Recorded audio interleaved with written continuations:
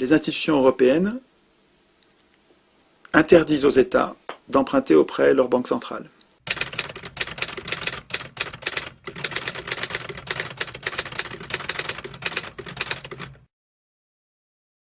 Alors, pour un humain normal, ça n'a pas de sens.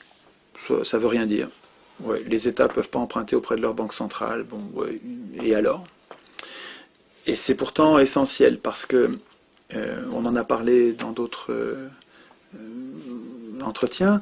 Donc je vais aller vite. Quand un État emprunte auprès de sa banque centrale, la banque centrale lui crée de l'argent,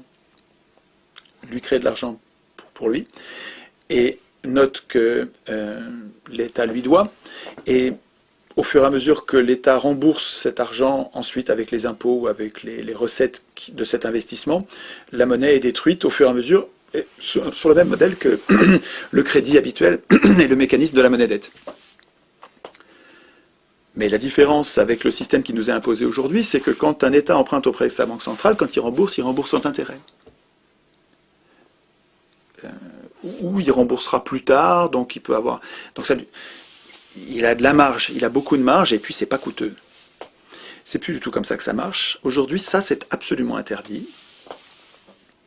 Quand un État a besoin d'argent pour financer un investissement public, il doit emprunter auprès des marchés financiers. Il ne peut plus emprunter auprès de sa banque centrale. Et donc quand il emprunte auprès des marchés financiers, il paye un intérêt. Et cet intérêt devient progressivement insupportable, et ça devient un outil d'oppression. Un outil d'oppression des États par les riches, par les marchés financiers. Les marchés financiers, c'est ceux qui ont de l'argent. C'est les riches. Et en gros, les plus riches parmi les humains, ce sont les commerçants, et les plus riches parmi les commerçants, ce sont les multinationales, et les plus riches des plus riches, ce sont les banques. C'est les gros commerçants qui avaient beaucoup d'argent en plus, qui étaient incapables de dépenser, qui sont devenus les banques, historiquement, 1500, 1600, 17e siècle, 16e siècle, 17e siècle, sont devenus les banques, et finalement, aujourd'hui, les plus riches, ce sont les banques. Et finalement, les marchés financiers, pas pour l'intégralité, mais pour le plus gros, ce sont les multinationales et les banques. Ça veut dire que les États, par le mécanisme de l'Union européenne, par le mécanisme de l'article 104 de Maastricht qui interdit aux États de créer eux-mêmes leur monnaie et qui donc leur impose d'aller chercher l'argent où il y en a, c'est-à-dire dans les packs des plus riches, cet article 104 de Maastricht qui est devenu l'article 123 de Lisbonne, est un outil qui met les États en servitude par rapport aux plus riches. Ça n'a rien à voir avec l'intérêt commun, rien à voir avec l'intérêt général. C'est le contraire, c'est une trahison, c'est un sabordage absolu. Ça date de Maastricht, ça date de 92. Moi j'ai voté oui à Maastricht, je ne savais pas ça du tout. On n'en a absolument pas parlé en 92. En 92, on nous parlait de la monnaie unique, on nous parlait de l'euro, on ne nous parlait pas du tout de l'article 104. Il n'y a jamais eu de débat public là-dessus. On s'est fait enfumer. Enfumer. On s'est fait rouler. C'est une trahison. Une trahison absolue. Il n'y a pas d'autre mot.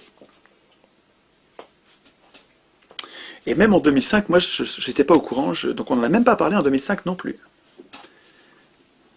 On en a parlé après. Donc depuis, là, ça fait maintenant, depuis 2006, ça fait 5 ans. On travaille beaucoup là-dessus. Et on s'aperçoit que dans tous les pays du monde, en tout cas dans beaucoup de pays du monde, dans tous les pays importants, les États ont abandonné la création monétaire aux banques privées.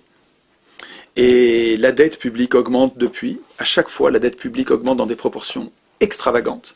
Et finalement, le mode opératoire est le même qu'avec les pays du tiers-monde, qui ont été mis en coupe réglée, pillés par les multinationales et les banques, avec le même mode opératoire. On commence par l'endetter. On lui fait miroiter des dépenses publiques qui sont soi-disant très importantes, un barrage, des lignes, des voies ferrées, des grands travaux gigantesques, certes utiles, et encore souvent, quand on observe pour les pays sous-développés, c'est utile à quelques multinationales pour aller piller leurs ressources, leurs matières premières dans les mines, enfin, je ne développe pas, mais en tout cas, on se débrouille en faisant miroiter de l'aide, en disant on va vous aider, on va vous prêter à des bateaux, on va vous donner aussi, on va vous aider personnellement. On engage le pays sous-développé à engager de très grosses dépenses, créer cette dette, Et une fois que la dette est engagée, alors là, on obtient en échange tout. La privatisation de tous les services publics, l'abandon des matières premières à vil prix, le, le, la bérésina pour les peuples en question. Et le mode opératoire qui est décrit très bien dans Les Confessions d'un assassin financier de Perkins est extraordinaire, c'est absolument révoltant. Ce bouquin-là, c'est un... Et puis alors, ce qui est terrible, c'est qu'on observe le mode opératoire pour les pays sous-développés, mais on retrouve le goût de la Grèce, du Portugal, et puis bientôt de la France, évidemment. C'est-à-dire qu'après avoir copieusement pillé tous les pays sous-développés, les banquiers, maintenant, s'en prennent aux pays développés, puisqu'ils ont réussi à corrompre les systèmes politiques jusqu'à la moelle. Donc, donc le premier point, c'est l'indépendance de la Banque centrale et sa mission unique contre l'inflation qui nous condamne au chômage de masse. Ça fait quand même un sacré morceau. Deuxième morceau, l'interdiction aux États de créer leur propre monnaie, d'emprunter auprès de leur Banque centrale, donc de créer leur propre monnaie. Donc, rendre les États dépendants des porteurs d'argent, des porteurs privés évidemment, des porteurs d'argent. C'est insupportable. Ce deuxième point suffirait déjà à dire, mais attendez, il faut sortir de l'Union européenne d'urgence. Parce que vous allez voir qu'à la fin, quand on va parler des procédures de révision des traités, comme tout est à l'unanimité à 27, c'est indémerdable. On n'arrivera jamais à améliorer ce piège politique.